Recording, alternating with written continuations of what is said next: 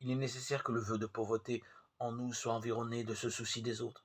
Et bien entendu, nous ne pourrons pas supprimer toutes les bidonvilles du monde, et même pas les bidonvilles qui sont à notre proximité, autour de nous. On ne pourrait pas tarir toutes les sources de la misère, mais il faut qu'au moins nous en ayons le souci.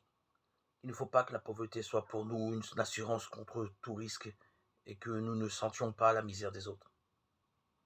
Rien ne blesse Dieu et rien ne peut nous stupéfier davantage que de voir des personnes qui ont tout ce qu'il faut, qui ne manquent de rien, qui sont assurées du lendemain, qui reçoivent un pauvre sur le pas de la porte en lui donnant 2 sous et qui retournent tranquillement manger leur bon dîner. Il y a vraiment des religieux qui, justement parce que tout leur est apporté sur la table, n'ont pas la moindre idée de ce que peut coûter la vie à celui qui n'a que ses bras pour la gagner.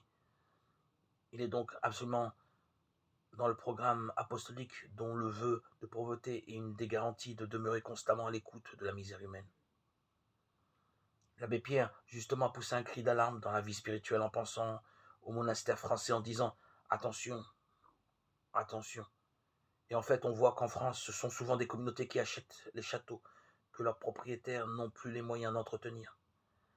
Et tant mieux que cela serve à la cause de Dieu, tant mieux, mais à condition qu'on n'oublie pas que le passant a des yeux pour voir et qu'il fait le calcul du coût de ces bâtiments, du prix de la terre qui les entoure, et qu'il compare la condition des gens qui font le vœu de pauvreté avec la sienne. Rappelons-nous que le monde est un cadeau et essayer d'aimer ce monde comme Dieu l'a aimé est une merveilleuse grâce. Car la pauvreté est un immense amour du monde.